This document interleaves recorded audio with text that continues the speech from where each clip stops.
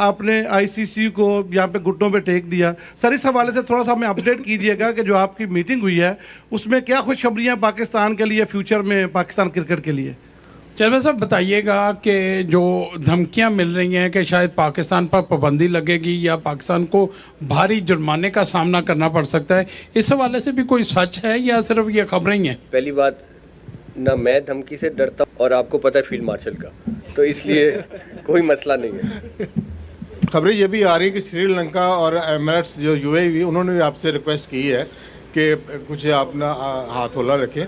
तो क्या उनका वाकई आपके पास है, उनका कोई वेट है दोनों श्रीलंका? बहुत सारे मुल्क हैं और बहुत हाई लेवल पे अप्रोच हुए और कुछ हमारे दोस्त ममालिक बीच में डेफिनेटली हैं और उनको हमने जो हमारा पॉइंट ऑफ व्यू वो बताया है।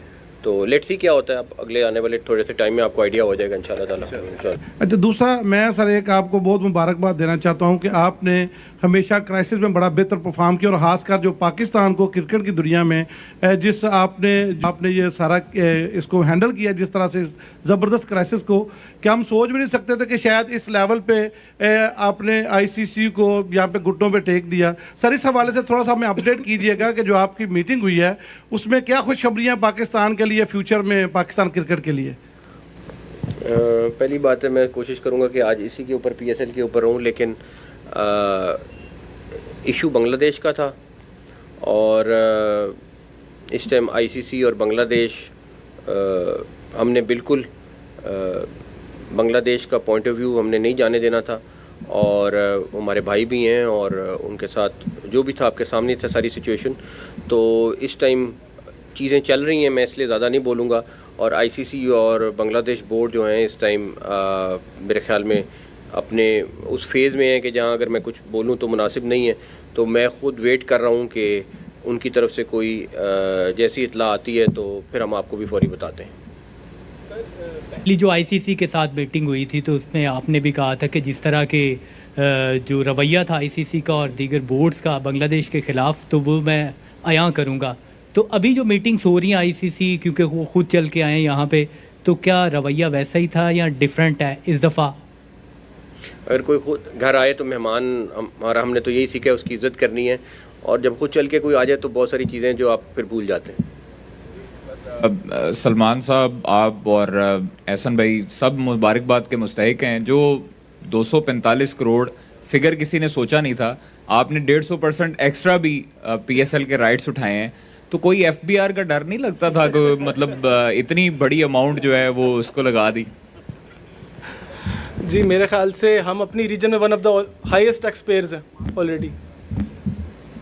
अच्छा सर, आपसे सवाल था कि एक तो पीएसएल के ऊपर बात हो रही थी कि ये इतना बड़ा ब्रांड नहीं है और आईपीएल बहुत बड़ा ब्रांड है, और दूसरा कुछ लोग इंडियन मीडिया से ये भी कहते थे कि पाकिस्तान को आईसीसी की फ़ंडिंग की बहुत ज़्यादा ज़रूरत है, उसके रेवेन्यू के ऊपर पाकिस्तान क्रिकेट बोर्ड चलता है। तो आज पाकिस्तान क्रिकेट के लिए एक सुनहरी लम्हा है, इतनी बड़ी बिड भी लगी है और उससे पहले हमने जनवरी के अंदर भी 2 अच्छे गोल्डन मोमेंट्स देखे थे। तो इस पर आप क्या कहेंगे, कितना पाकिस्तान स्ट्रॉन्ग होता जा रहा है? इंशाल्लाह ताला अभी ये हम अपने टारगेट के 20-25% पे पहुँचे, अभी हमने काफ़ी आगे जाना है इंशाल्लाह ताला।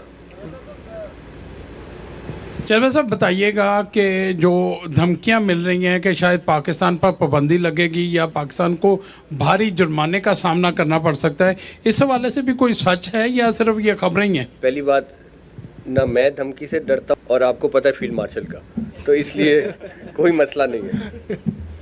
पीएसएल रखे नहीं थैंक यू। मेरे हाँ जी, नकवी साहब इधर से। नकवी साहब, खबरें ये भी आ रही है कि श्रीलंका और एमिरेट्स जो यूएई, उन्होंने भी आपसे रिक्वेस्ट की है कि कुछ अपना हाथ होला रखें। तो क्या उनका वाकई आपके पास है, उनका कोई वेट है दोनों श्रीलंका? बहुत सारे मुल्क हैं और बहुत हाई लेवल पे अप्रोच हुए और कुछ हमारे दोस्त ममालिक बीच में डेफिनेटली हैं और उनको हमने जो हमारा पॉइंट ऑफ व्यू वो बताया है। तो लेट्स सी क्या होता है, अब अगले आने वाले थोड़े से टाइम में आपको आइडिया हो जाएगा इंशाल्लाह ताला।